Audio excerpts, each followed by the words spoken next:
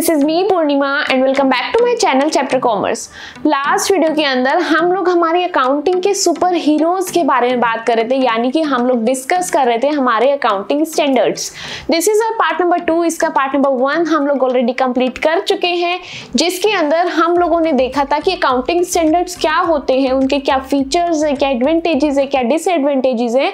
साथ ही हम लोग एक इंटर रिलेशन पढ़ रहे थे हमारे अकाउंटिंग स्टैंडर्ड्स का, इंड एएस का एंड आईएफआरएस का।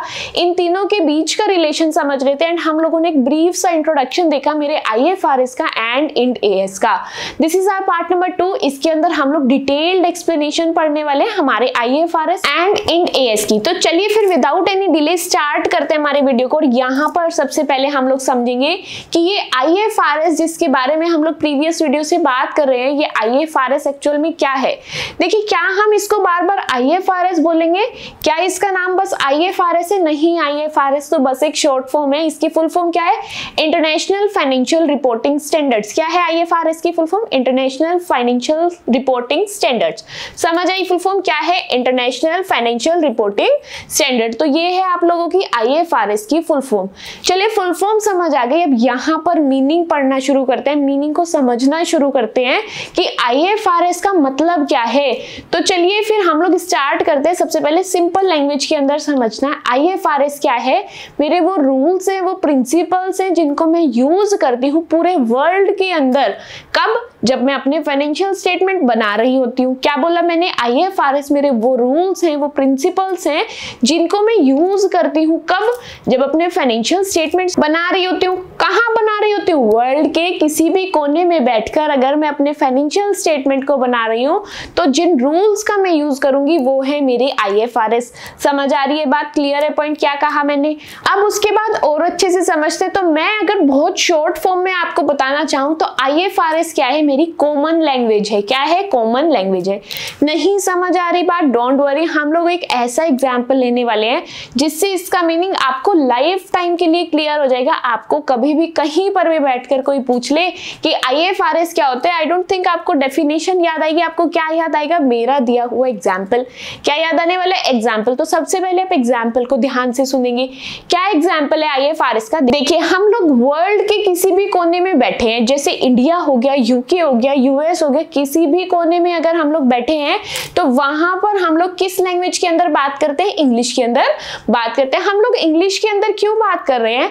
क्योंकि इंग्लिश मेरी ऐसी कॉमन लैंग्वेज है जिसको हर कोई यूज कर सकता है, जिसको हर कोई समझ सकता है। क्या बोला मैंने? कि मैं वर्ल्ड के किसी भी कोने में अगर जा रही हूँ और वहां पर किसी से बात कर रही हूँ तो वहां पर मैं इंग्लिश ही क्यों यूज कर रही हूँ? भाई, इंग्लिश एक ऐसी कॉमन लैंग्वेज है जिसको हर कोई समझ पा रहा है, हर कोई उसमें बात कर पा रहा है, तो मैं इंग्लिश ही यूज करूंगी ना।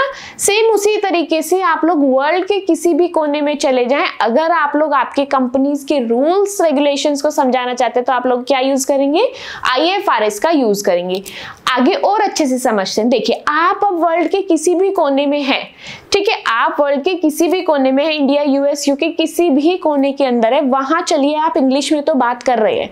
अब इंग्लिश में बात कर रहे हैं या बात को लिख रहे हैं, आप वहां पर क्या यूज करेंगे? आपके ग्रामेटिकल रूल्स को यूज करेंगे। किसको यूज करेंगे? ग्रामेटिकल रूल्स को यूज करेंगे। अब मुझे बताएंगे वो ग्रामेटिकल रूल्स आपको हर जगह यूज करने पड़ेंगे, चाहे आप वर्ल्ड के किसी भी कोने में आपकी इंग्लिश लिख रहे हैं या बोल रहे हैं? The answer is yes. Same उसी तरह से आईएफआरएस भी है। आईएफआरएस के रूल्स भी बिल्कुल वैसे हैं जैसे आपके ग्रामर के रूल्स हैं। ग्रामर के रूल्स इंग्लिश के लिए हैं, लेकिन आईएफआरएस के रूल्स आपकी बिजनेस अकाउंटिंग के लिए हैं। समझ आ रही है बात? आईएफआरएस के रूल्स आप अगर बिजनेस के अंदर अकाउंटिंग कर रहे हैं वहां पर आप लोग यूज करते हैं आईएफआरएस। यानी कि अगर आप लोग वर्ल्ड वाइड आपकी बिजनेस अकाउंटिंग कर रहे हैं, आपकी कंपनी चला रहे हैं वर्ल्ड के किसी भी कोने के अंदर, वहां पर आप लोग क्या यूज करते हैं? आईएफआरएस को। आई होप यहाँ पर आपको मीनिंग अच्छे से समझ आ गया है, एग्जाम्पल के साथ बहुत अच्छे से समझ आए कि आईएफआरएस एक्चुअल में क्या होता है। मेरे साथ साथ आप लोग अब यहाँ पर रीड करेंगे, आपको चीजें बहुत अच्छे से समझ में आ जाएंगी, समझेंगे। यहाँ पर आईएफआरएस क्या है? आईएफआरएस ऐसा सेट है मेरे रूल्स का जिसको कंपनी फॉलो करती है। क्या करती है? कंपनी फॉलो करती है। कब? चाहे वो प्रिपेयर कर रही है या वो प्रेजेंट कर रही है। क्या चीज? अपने फाइनेंशियल स्टेटमेंट्स को। कहां पर? अराउंड द वर्ल्ड, वर्ल्ड के किसी भी कोने में। IFRS क्या है? IFRS वो सेट ऑफ रूल्स है जो कंपनी यूज कर रही है अपने फाइनेंशियल स्टेटमेंट को प्रिपेयर करने में एंड प्रेजेंट करने में अराउंड द वर्ल्ड। समझ आई बात क्या है IFRS? चलिए आगे बढ़ते, सिंपल लैंग्वेज में समझते हैं। IFRS क्या है? मेरी कॉमन लैंग्वेज है। क्या है IFRS? कॉमन लैंग्वेज है। किसकी कॉमन लैंग्वेज है? बिजनेस अकाउंटिंग की। समझ आई बात? अब जो एग्जाम्पल इंग्लिश ग्रामर का मैंने आप लोगों को दिया था उसको रीड करते हैं। क्या है? Just like we use the same grammar rules to write English, जिस तरीके से हम लोग इंग्लिश लिखते टाइम सेम ग्रामेटिकल रूल्स का यूज करते हैं, उसी तरह से companies use IFRS to report their profit. उसी तरह से कंपनी क्या यूज करती है? IFRS के रूल्स यूज करती है, चाहे वो किसके बारे में बात कर रही हो, प्रॉफिट के बारे में, चाहे एक्सपेंसेस के बारे में, चाहे एसेट्स के बारे में और चाहे लाइबिलिटीज के बारे में। कंपनी क्या यूज करेगी? IFRS के स्टैंडर्ड्स को, IFRS के रूल्स को यूज करेगी। समझ आ रही है बात? उसके बाद एक और पॉइंट पढ़ेंगे, बहुत इंपॉर्टेंट पॉइंट है। क्या कहता है ये पॉइंट? दिस हेल्प इन्वेस्टर, यानी कि जो मेरे IFRS है, ये जो यूजर्स होते हैं ना कंपनी के, हम लोगों ने इंट्रोडक्शन टू अकाउंटिंग वाली वीडियो के अंदर पढ़ा था कौन कौन यूजर्स है हमारी अकाउंटिंग के। तो जो भी यूजर्स हैं अकाउंटिंग के उनको हेल्प करती है। कौन यूजर्स? लाइक इन्वेस्टर हो गए, गवर्नमेंट हो गई या कोई अदर बिजनेसेस हो गए। उनको क्या हेल्प करती है कि वो अच्छे से आसानी से समझ पाए और कंपेयर कर पाए। किस चीज को समझे, किस चीज को कंपेयर करें? फाइनेंशियल स्टेटमेंट्स को। Even if companies are from different countries, चाहे वो कंपनीज अलग अलग कंट्री से बिलोंग करती है, बट वो फिर भी उसको कंपेयर कर पाएंगे, उसको अंडरस्टैंड कर पाएंगे। किस चीज को? फाइनेंशियल स्टेटमेंट को। किसके फाइनेंशियल स्टेटमेंट? कंपनीज के। समझ आ रही है? IFRS क्या करती है? ये यूजर्स को हेल्प करते हैं कि वो आसानी से समझ पाए, कंपेयर कर पाए फाइनेंशियल पोजीशन को, फाइनेंशियल स्टेटमेंट को या फिर उनकी परफॉर्मेंस को।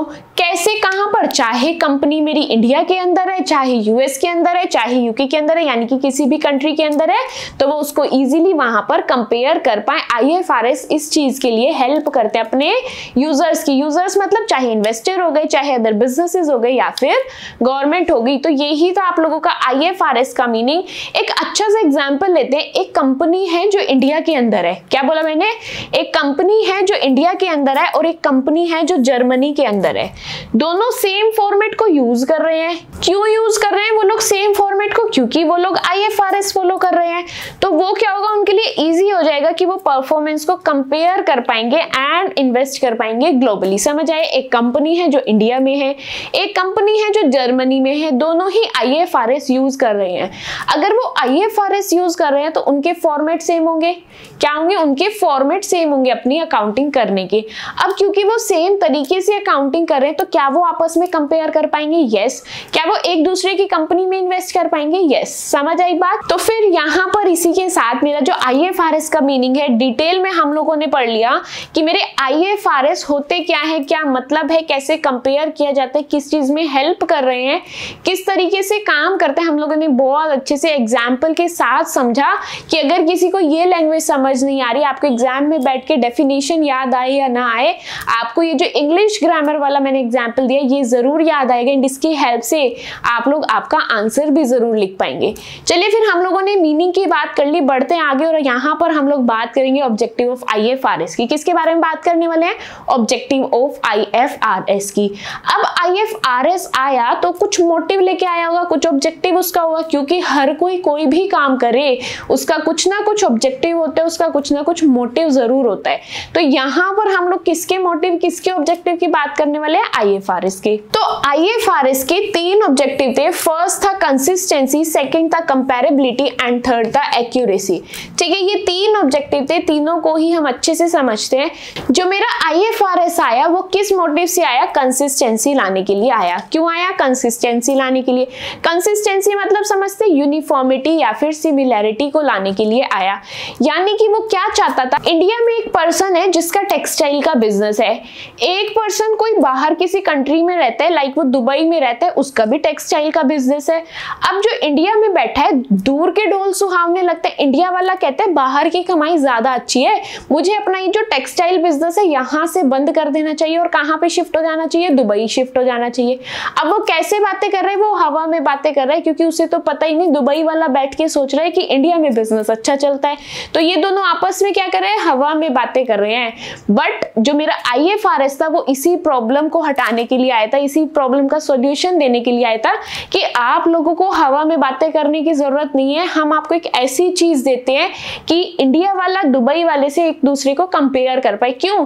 क्योंकि दोनों को वो सेम ही रूल को यूज करवा देगा। जब सेम रूल यूज करेंगे तो एक दूसरे से कंपेयर भी इजीली कर पाएंगे। तो IFRS ने क्या किया? कंसिस्टेंसी को लेकर के आया, यूनिफॉर्मिटी को लेकर के आया, सिमिलैरिटी को लेकर के आया। यानी कि IFRS ने एक ऐसे स्टैंडर्ड रूल्स दे दिए, वो इंडिया वाला भी वो यूज कर रहा है, दुबई वाला भी वो यूज कर रहा है, US वाला भी वो यूज कर रहा है, UK वाला भी वो यूज कर रहा है। तो अब ये लोग आपस में क्या कर सकते हैं? कंपेयर कर सकते हैं। और मेरा सेकंड ऑब्जेक्टिव यही था, कंपैरिजन करना। IFRS का ऑब्जेक्टिव क्या था? सेम चीजें यूज करो। क्यों? ताकि कंपैरिजन हो सके। तो उसने दो ऑब्जेक्टिव साथ में पूरे किए। थर्ड ऑब्जेक्टिव की बात करते हैं, एक्यूरेसी। अब ये जो मेरा एक्यूरेसी वाला ऑब्जेक्टिव है, ये क्या है कि आप लोग आपके फाइनेंशियल स्टेटमेंट अगर किसी पर्टिकुलर रूल को फॉलो करके बना रहे हैं, क्या आपके फाइनेंशियल स्टेटमेंट एक्यूरेट होंगे? यस। क्यों? क्योंकि आप लोग सेम रूल्स को यूज कर रहे हैं। आप लोग किसी के बनाए गए रूल्स को यूज करें तो वो ऑब्वियसली एक्यूरेट होंगे, क्योंकि वो रूल्स ऐसे हवा में नहीं बनाए गए होंगे। वो रूल्स आपके एक्सपीरियंस पर बेस्ड होंगे, वहां की कंडीशंस पर बेस्ड होंगे, तो वो रूल्स एक्यूरेट होंगे। तो उसके द्वारा बनाए गए आपके फाइनेंशियल स्टेटमेंट भी एक्यूरेट होंगे। तो यही तीन ऑब्जेक्टिव थे आपके IFRS के। कौन कौन से? First one is consistency, second one is comparability and third one is accuracy. I hope ये सभी यानी कि ये तीनों ऑब्जेक्टिव के पॉइंट आप लोगों को अच्छे से समझ आ गए। यहाँ पर हम लोगों ने ऑब्जेक्टिव की तो बात कर ली कि क्या ऑब्जेक्टिव था। अब हम लोग समझने वाले हैं IFRS आया तो आया क्यों, क्या जरूरत पड़ गई कि IFRS को लाना पड़ा। ऐसी क्या जरूरत पड़ी कि हम लोग IFRS यूज करें? हम तो अपना अकाउंटिंग स्टैंडर्ड यूज करेंगे नहीं। तो यहाँ पर अब हम लोग पढ़ने वाले हैं नीड ऑफ IFRS, यानी कि what is the need of IFRS। क्या जरूरत पड़ी IFRS की, क्यों हम लोग इतने झमेले में पड़े कि हम लोगों को IFRS समझना पड़ा।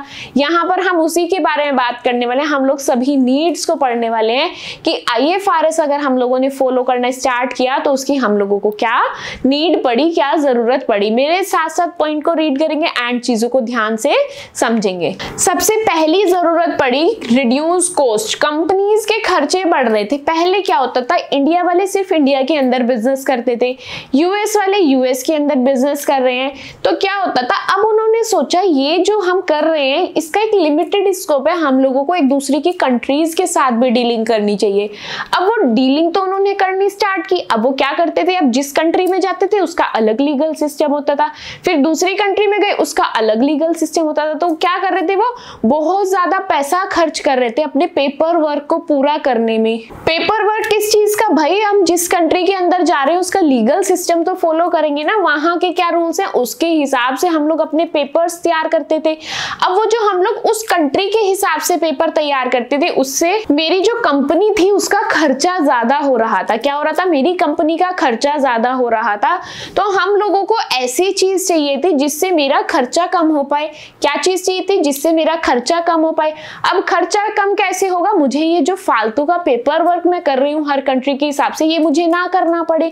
अब ये मुझे कब नहीं करना पड़ेगा, मुझे कुछ ऐसी चीज चाहिए थी जो हर कंट्री में काम आ जाए। क्या चीज चाहिए थी? एक ऐसा सॉल्यूशन चाहिए था, एक ऐसा पेपर वर्क चाहिए था जो मैं हर कंट्री के हिसाब से ना बनाऊं, बट ऐसे बनाऊं कि मैं इस पेपर वर्क को किसी भी कंट्री में ले जाऊं, मेरा वो चल जाए। तो ऐसी कॉमन चीज क्या बनी, मेरी IFRS बनी। क्या बनी, मेरी IFRS के रूल्स बने। तो इसीलिए क्या जरूरत पड़ी हमें IFRS की, हम लोग अपनी कॉस्ट को रिड्यूस करना चाहते थे, हम लोग अपने खर्चे को कम करना चाहते थे।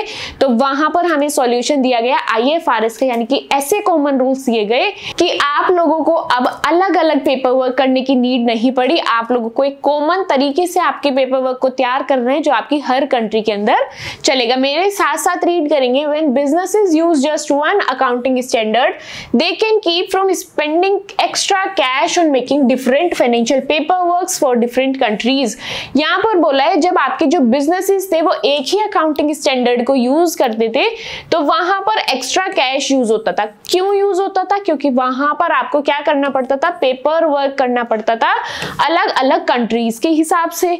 तो this is super helpful for world wide companies that follow diverse accounting rules in different parts of the world. तो इसीलिए वहां पर IFRS की जरूरत पड़ी कि IFRS ने ऐसे रूल्स बना करके दिए जो वर्ल्ड के किसी भी कोने में आपके काम में आ पाए। चलिए समझ आया फर्स्ट पॉइंट, क्या जरूरत पड़ी हम लोगों को IFRS की, हम लोग कॉस्ट को रिड्यूस करना चाहते थे, इसलिए हम लोगों को IFRS की जरूरत पड़ी। यहाँ पर अब हम लोग पढ़ेंगे हमारा सेकेंड पॉइंट। अब हम कॉस्ट तो कम करना चाहते थे, बट हम लोग ये भी चाहते थे मैं इंडिया के अंदर बैठ के दुबई वाले फ्रेंड के साथ अपने बिजनेस का कंपैरिजन कर पाऊं। क्या चाहते थे, मैं इंडिया में सेम बिजनेस कर रहा हूं, मेरा फ्रेंड दुबई में कर रहा है, मुझे पता नहीं लग रहा मेरा फ्रेंड अच्छे से काम कर रहा है या मैं। तो आप क्या करना चाहते थे, कंपैरिजन करना चाहते थे। तो कंपैरिजन करने के लिए भी किसकी जरूरत थी, IFRS की जरूरत। रीड करेंगे यहाँ पर, IFRS ensure that all businesses follow the same rules. IFRS ने ये इंश्योर किया कि जितने भी बिजनेस है वो सेम रूल्स का यूज करेंगे साथ में लाने के लिए अपने फाइनेंशियल रिपोर्ट्स को। This way it is simpler to see how each one is faring and to see any trends that pop up over time. यानी कि वो क्या चाहते थे, वो ये चाहते थे कि ऐसे हम लोग रूल्स दे दे जिससे वो आपस में कंपैरिजन कर पाए, एक दूसरे की परफॉर्मेंस को चेक कर पाए। किसने हेल्प करी इस चीज में, हमारे IFRS ने। तो क्या जरूरत पड़ी हमें IFRS की, भाई हम लोग कंपैरिजन करना चाहते थे, हम लोग कंसिस्टेंसी, यूनिफॉर्मिटी यानी कि सिमिलैरिटी लाना चाहते थे। कहां पर, होल ऑफ द वर्ल्ड के अंदर। कहां पर चाहते थे similarity, consistency, whole of the world के अंदर। यहां पर हम लोग अब बात करने वाले हमारी थर्ड नीड की, थर्ड पॉइंट की बात करेंगे। हम लोग चाहते थे बेटर ट्रांसपेरेंसी। ट्रांसपेरेंसी मतलब समझ रहे हैं कि आप लोगों से कुछ भी ना छुपाया जाए, यानी कि आप हर इंपॉर्टेंट इंफॉर्मेशन को डिस्क्लोज करें। ठीक है, ये चीज हम लोग चाहते थे। तो ये चीज किसने फुलफिल करी, हमारे IFRS ने। कैसे, IFRS makes financial statements clearer by forcing businesses to be more transparent. IFRS ने एक क्लियर इंस्ट्रक्शन दे दी कि आप लोग जब भी आपकी फाइनेंशियल स्टेटमेंट बनाएंगे उसमें आपको हर एक चीज क्लियरली डिस्क्लोज करनी है। And give thorough and similar information in the money statement. और आपको सेम ही तरीके से, सिमिलर ही तरीके से सभी इंफॉर्मेशन को आपके स्टेटमेंट्स के अंदर लिखना है। क्या है थर्ड नीड, क्या चाहते थे आप लोग चाहते थे ट्रांसपेरेंसी। तो ट्रांसपेरेंसी के लिए IFRS ने एक बहुत बढ़िया काम किया, उसने पहले इंस्ट्रक्शन दे दी कि आप लोग जब भी आपके फाइनेंशियल स्टेटमेंट बनाएंगे आपको सभी चीजें क्या करनी है, क्लियरली वहां पर शो करनी है। तो ट्रांसपेरेंसी में किसने हेल्प की, IFRS ने। तो यही उसकी नीड थी। अब बात करने वाले हम लोग हमारी फोर्थ नीड की। Fourth one is more money. क्या है फोर्थ पॉइंट, मोर मनी। यानी कि आप इंडिया के अंदर हैं, इंडिया के अंदर आपके पास बहुत लिमिटेड स्कोप था, यानी कि यहाँ पर ज्यादा लोग थे ही नहीं आपके बिजनेस के अंदर इन्वेस्ट करने के लिए। अब क्या जरूरत पड़ी, आप और फंड्स चाहते थे। तो और फंड्स चाहने के लिए आपको क्या करना था, आपके जो फॉरेन में पार्टनर्स हैं, जो फॉरेन में सेम बिजनेस करने वाले हैं या फॉरेन में इन्वेस्टर्स हैं, उनसे आप लोग फंड्स चाहते थे। तो इस तरीके से फॉरेन से फंड्स अगर आप चाहते हैं तो फॉरेन वाला पहले क्या करेगा, आपके बिजनेस के फाइनेंशियल स्टेटमेंट को समझेगा। ऐसे ही तो नहीं दे देगा ना पैसे, हर किसी का पैसा कीमती होता है। तो वो क्या करेगा, पहले सारी जांच पड़ताल करेगा कि आपका बिजनेस कैसा है, आप कहीं फ्रॉड तो नहीं करते, ये सभी चीजों को समझेगा। ये सभी चीजें समझना मतलब वो आपके फाइनेंशियल स्टेटमेंट को समझ रहा है। अब वो फाइनेंशियल स्टेटमेंट कैसे समझेगा, जब वो फाइनेंशियल स्टेटमेंट उसकी लैंग्वेज में होंगे। तो ऐसी कौन सी लैंग्वेज है जो इसकी भी लैंग्वेज है एंड उसकी भी लैंग्वेज है, वो मेरी IFRS की लैंग्वेज है, इसीलिए उसकी हम लोगों को जरूरत पड़ी। When companies are upfront about their finances using IFRS, they could get more money। जब वो क्या करेंगे, फाइनेंसेस के लिए IFRS को यूज करेंगे तो उनको क्या होगा, ज्यादा पैसे मिलने के चांसेस है फ्रॉम इन्वेस्टर्स वर्ल्ड वाइड। क्यों ज्यादा पैसे मिलने के चांसेस है, क्योंकि अब वो लोग क्या कर रहे हैं, अप्रोच कर रहे हैं ऐसे इन्वेस्टर्स को जो अलग अलग कंट्रीज में प्रेजेंट हैं। उसके बाद क्या बोला, this is really helpful for businesses in places where it is hard to find investment. ये ऐसी कंट्रीज के लिए बहुत हेल्पफुल साबित हुआ जहां पर इन्वेस्टमेंट करने के लिए बहुत कम लोग अवेलेबल थे। क्या आप लोगों को ये पॉइंट भी समझ आया? यस, बहुत इजी था, बहुत सिंपल था। इसी के साथ यहाँ पर हम लोगों ने देख लिया है कि हम लोगों को क्या जरूरत पड़ी IFRS की, क्यों हम लोगों ने इतने अच्छे से हमारे IFRS को समझा। जल्दी से यहाँ पर एक क्विक रिवीजन कर दे। सबसे पहले मैं मेरी कंपनी का खर्चा कम करना चाहती थी, मैं अपना बर्डन कम करना चाहती थी, हर कंट्री में जाके उसका नया पेपर वर्क करना पड़ता था। तो ये प्रॉब्लम किसने सोल्व की, IFRS ने। उसके बाद मैं अपने बिजनेस को औरों से कंपैरिजन करना चाहती थी, क्योंकि कंपैरिजन तो हर चीज में जरूरी है, तो मैं बिजनेस भी कंपेयर करना चाहती थी। तो वहां पर किसकी जरूरत पड़ी, IFRS की। नेक्स्ट पॉइंट के बारे में बात करते हैं। मैं क्या चाहती थी, हर चीज ट्रांसपेरेंट हो, यानी कि मुझसे कुछ भी जरूरी इंफॉर्मेशन छुपाई ना जाए। तो वो किसने हेल्प की? IFRS ने। And the last point is more money, मुझे भाई बहुत पैसा चाहिए जो इंडिया में पूरा ही नहीं हो सकता था, तो मैंने क्या करना शुरू किया, जो पूरे वर्ल्ड में इन्वेस्टर्स हैं उनको अप्रोच करना स्टार्ट किया। अब वो लोग अपना पैसा मुझे ऐसे नहीं दे देंगे, मुझे पहले अपनी बात को उन्हें समझाना पड़ेगा, अपने बिजनेस को उन्हें समझाना पड़ेगा। मैं कैसे समझा पाऊंगी? मेरे उन्हीं कॉमन लैंग्वेज को यूज करके, यानी कि IFRS को यूज करके। चलिए यही थी मेरी नीड IFRS की, इसीलिए हम लोगों को IFRS की जरूरत पड़ी। अब यहाँ पर हम लोग एक बहुत इंपॉर्टेंट कॉन्सेप्ट की बात करने वाले हैं, गैप। क्या कॉन्सेप्ट है मेरा? GAAP, यानी कि जनरली एक्सेप्टेड अकाउंटिंग प्रिंसिपल्स।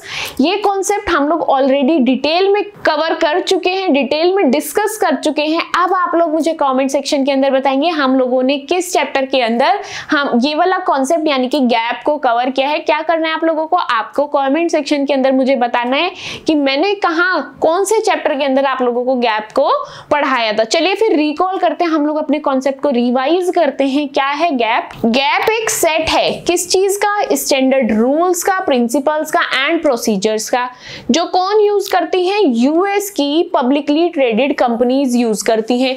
क्यों?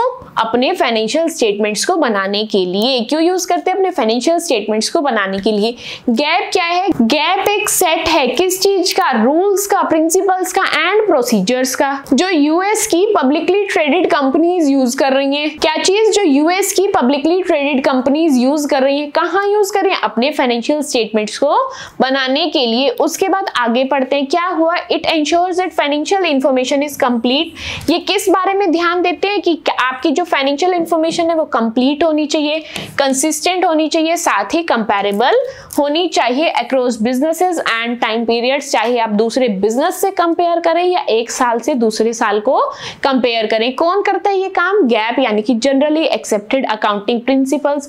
ये हेल्प करते हैं कि क्या आपसे कोई मिस्टेक हुई उसको आइडेंटिफाई करता है, मिस्टेक हुई तो उसका क्या एडजस्टमेंट प्रोसेस होगा वो भी कौन बताता है? गैप। आई होप ये पूरा कॉन्सेप्ट आपको अच्छे से समझ आ गया है। क्यों? क्योंकि हम लोग ये ऑलरेडी पीछे भी कवर कर चुके हैं और यहाँ पर भी हम लोगों ने अच्छे से इसको रिवाइज कर लिया है। अब यहाँ पर हम लोग क्या पढ़ेंगे? यहाँ पर हम लोग आ गए हमारे नेक्स्ट टॉपिक पर, यानी कि इंड AS पर। हम लोग यहाँ पर किसके बारे में बात करने वाले हैं? इंड AS के बारे में डिटेल में बात करने वाले हैं। अगर मैं आपको सिंपल लैंग्वेज के अंदर, जैसे मैंने आपको लास्ट वीडियो के यानी कि प्रीवियस वीडियो में आपको इंट्रोड्यूस कराया था कि इंड AS क्या है। इंड AS IFRS हम पढ़ के आए ना, तो IFRS तो क्या थे? इंटरनेशनल रूल्स से। उन इंटरनेशनल रूल्स का हम लोगों ने एक इंडियन वर्जन बनाया। क्या बनाया? इंडियन वर्जन बनाया। तो उसका जो इंडियन वर्जन था वो ही था मेरा इंड AS, यानी कि Indianized version of IFRS is known as Ind AS। Read करेंगे यहाँ पर, these are accounting rules used in India that are based on IFRS। Ind AS क्या है? ये मेरे अकाउंटिंग के वो रूल्स हैं जिसको हम लोग इंडिया के अंदर यूज करते हैं, जो किस पर बेस्ड है? मेरे IFRS पर बेस्ड है। यानी कि मैं सिंपल लैंग्वेज में बताऊं तो IFRS से जो हमने कॉपी करके रूल्स बनाए वो मेरे इंड AS है। समझ आ रही है? और ये हम लोग कहां पर यूज करते हैं? इंडिया के अंदर यूज कर रहे हैं, but slightly modified to suit Indian laws. हमने उसमें क्या किया? थोड़े थोड़े स्लाइटली मॉडिफाई किया, यानी कि थोड़े थोड़े चेंजेस उसमें कर लिए। अब IFRS पूरे वर्ल्ड को ध्यान में रख के बनाए गए, लेकिन इंड AS इंडिया को ध्यान में रख के बनाए गए। तो इंडिया का जो लॉ था ना उसको ध्यान में रख के मैंने उसमें छोटे मोटे चेंजेस कर दिए और अपना IFRS को कॉपी कर लिया। बिजनेसेस, प्रैक्टिसेस एंड कंडीशंस, जो अब लॉ को तो मैंने ध्यान में रख लिया। क्या सिर्फ मैं लॉ को ध्यान में रख के कुछ भी रूल बना दूंगी? नहीं, मुझे वहां की बिजनेस प्रैक्टिसेस देखनी पड़ेंगी कि भाई इंडिया के अंदर किस तरह की बिजनेस प्रैक्टिसेस होती हैं, किस तरह की वहां पर कंडीशन है, उसको ध्यान में रख के मुझे उन रूल्स में कुछ मॉडिफिकेशन करने पड़े। क्या बोला मैंने? इंड AS क्या है? वो अकाउंटिंग रूल्स हैं जो इंडिया के अंदर यूज होते हैं। किस पर बेस्ड हैं? IFRS पर बेस्ड हैं। एंड ये क्या करते हैं? इसके अंदर हम लोगों ने कुछ चेंजेस किए हैं। किस हिसाब से? हमारे इंडियन लॉ के हिसाब से, वहां के बिजनेस प्रैक्टिस के हिसाब से एंड वहां की कंडीशन के हिसाब से। समझ आया? क्या है इंड AS? IFRS की कॉपी है इंडियन वर्जन के अंदर। आगे पढ़ते हैं। आगे क्या बोला? Ind AS is India's version of IFRS। आपको एग्जाम के अंदर कुछ भी याद ना आए, आपको क्या याद रखना है कि इंड AS क्या है? इंडियन वर्जन है। किसका?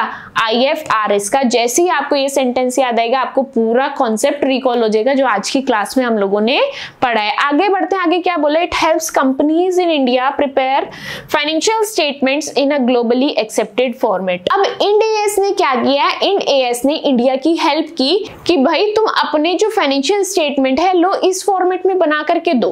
क्या बोला इंड एएस ने, इंडिया को क्या बोला कि आप लोग अपने जो फाइनेंशियल स्टेटमेंट बना रहे हैं लो आप इस फॉर्मेट में बना के दो, और मैं गारंटी लेता हूं ये इंडिया में तो एक्सेप्टेबल है एंड ग्लोबली भी एक्सेप्टेबल है। क्यों?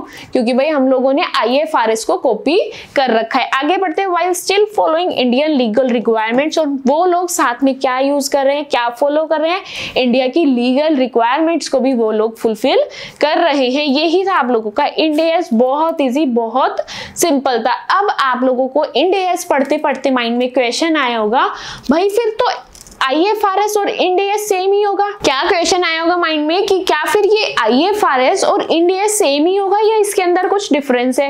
आपको ये पता लगाना होगा। तो हम लोग अब किसके बारे में बात करने वाले हैं, इंड एएस एंड आईएफआरएस के बीच का डिफरेंस यहाँ पर समझने वाले। एक एक पॉइंट को ध्यान से समझेंगे एंड मेरे साथ साथ ही रीड करेंगे। सबसे पहले देखते हैं यूज के बारे में, कहां पर कौन सा रूल यूज होता है।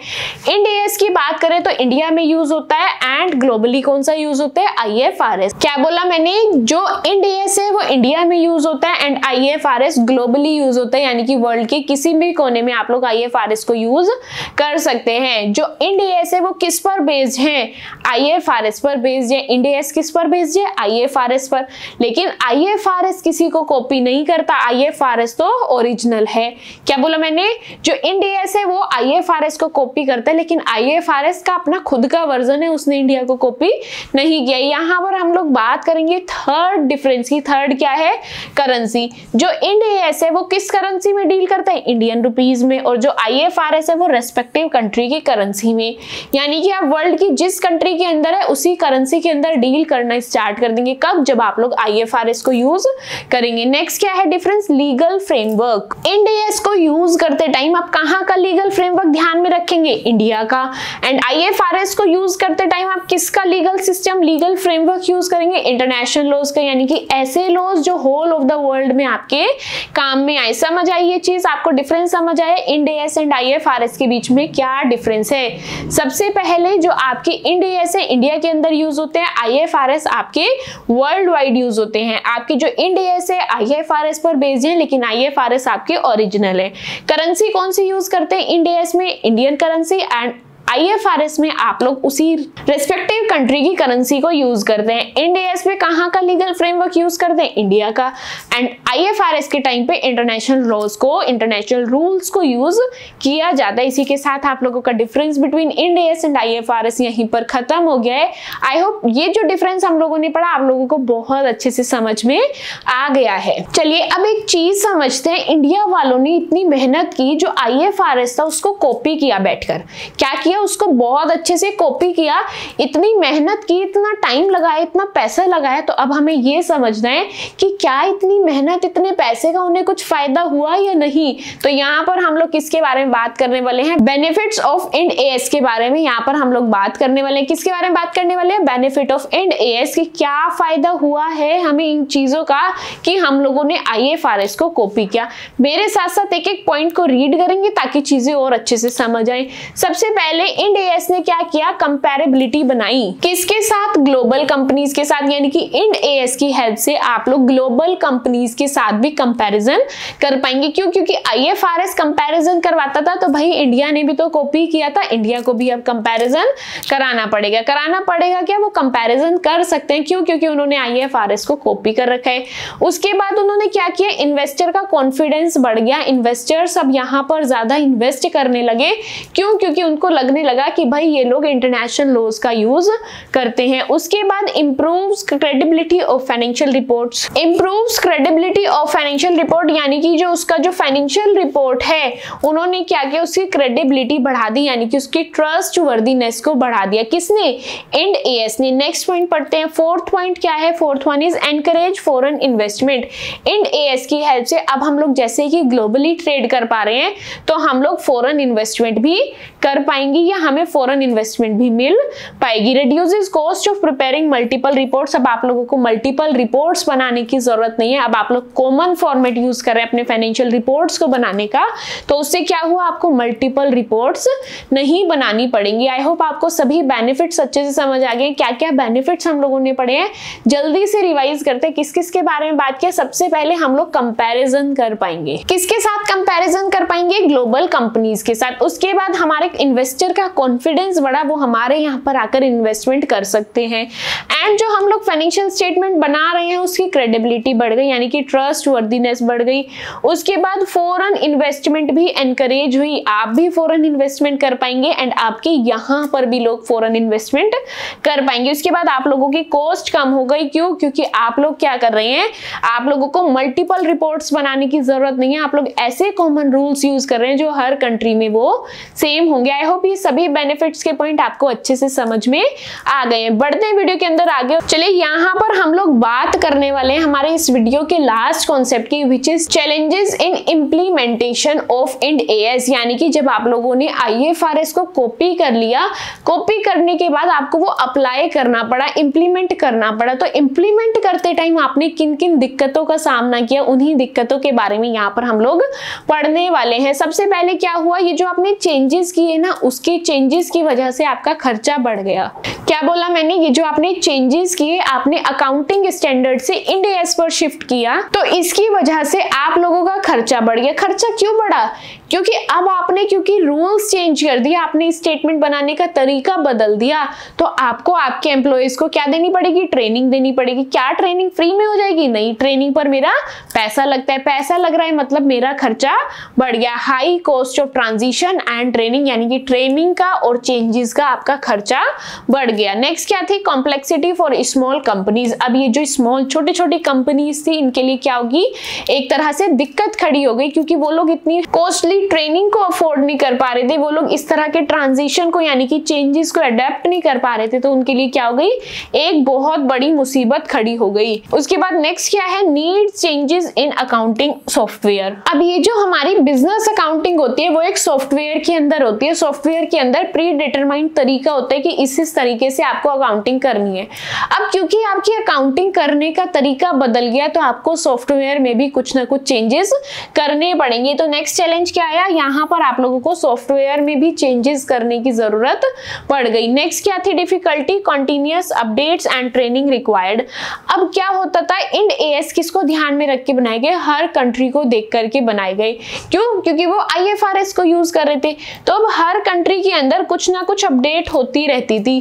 तो अब क्या हुआ, इंडिया के अंदर रहने वाली हर कंपनी को हमेशा अपडेट रहना पड़ता था एंड साथ के साथ ट्रेनिंग करवानी पड़ती थी। टाइम टू टाइम जैसे ही किसी कंट्री में चेंजेस हुए, उसी हिसाब से उसने अपने में चेंजेस लाए और उसको ट्रेनिंग करवानी पड़ती थी। तो ये सभी दिक्कतों का सामना करना पड़ा जब हम लोगों ने शिफ्ट किया अकाउंटिंग स्टैंडर्ड से इंड एएस की तरफ। समझ आ गए सभी पॉइंट, जल्दी से रिकॉल करते हैं किन किन चैलेंजेस का सामना किया, क्या क्या दिक्कतें फेस की हम लोगों ने, कब, जब हम लोग इंड एएस को इंप्लीमेंट कर रहे थे हमारे इंडिया के अंदर। सबसे पहले जो ट्रांजिशन का था और जो ट्रेनिंग का था खर्चा, वो हमारे यहाँ पर बढ़ गया। यानी कि ये खर्चा मेरा पहले नहीं होता था जब हम लोग अकाउंटिंग स्टैंडर्ड को यूज करते थे, बट अब हम लोग इंड एएस को यूज करते, तो यहाँ पर मेरे कुछ खर्चे बढ़ गए।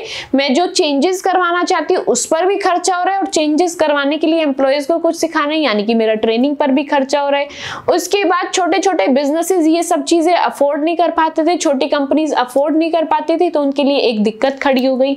उसके बाद उन्हें क्या करना पड़ा, अपने सॉफ्टवेयर में भी चेंजेस करने पड़े। And the last one is उन्हें अब हर टाइम अपडेट रहना पड़ता था एंड साथ ही ट्रेनिंग करवानी पड़ती थी। ये सभी आपके चैलेंजेस थे while implementing the Ind AS, जब आप लोग इंड एएस को अप्लाई कर रहे थे। बहुत इजी चैप्टर था, बहुत सिंपल चैप्टर था। आई होप ये हम लोगों ने 2 पार्ट्स के अंदर चैप्टर को जैसे भी कवर किया है आपको बहुत अच्छे से समझ आए, दोनों ही पार्ट्स आपको बहुत क्लियरली समझ आए हैं, सभी चीजें इजी एंड सिंपल लगी हैं, सभी एग्जांपल्स आप लोगों को पसंद आए हैं। स्टिल इसके अंदर आप लोगों को कोई भी डाउट है, कोई भी दिक्कत है, है, किसी भी चीज के अंदर आपको डाउट हो रहा है, आपको कोई कॉन्सेप्ट नहीं समझ आया है, तो आप लोग मुझसे कमेंट सेक्शन के अंदर पूछ सकते हैं ताकि मैं आप लोगों की डाउट्स को सॉल्व कर पाऊं।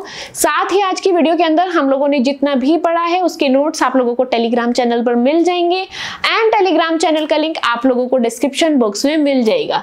साथ ही अगर आप लोगों ने इसका प्रीवियस पार्ट यानी कि पार्ट नंबर 1 नहीं देखा है तो उसकी प्लेलिस्ट का लिंक, उस वीडियो का लिंक आप लोगों को डिस्क्रिप्शन बॉक्स में मिलेगा। वहां पर लिंक को टैप करके आप लोग आपका प्रीवियस पार्ट भी देख सकते हैं। एंड अगर वीडियो के अंदर आप लोगों को सभी चीजें, सभी कॉन्सेप्ट अच्छे से समझ आए तो आप लोग आपका रिव्यू कमेंट सेक्शन के अंदर जरूर शेयर कीजिएगा। साथ ही मैंने वीडियो के अंदर आप लोगों से एक क्वेश्चन पूछा है कि गैप यानी कि GAAP वाला कॉन्सेप्ट हम लोगों ने किस चैप्टर के अंदर कवर किया है, इसका आंसर भी आप लोग मुझे कमेंट सेक्शन के अंदर देंगे। एंड अगर आप लोगों को वीडियो पसंद आई है तो please don't forget to like my video and subscribe to my channel which is chapter commerce. That's it for today's video. मिलते हैं आपसे नेक्स्ट वीडियो के अंदर। Till then bye bye.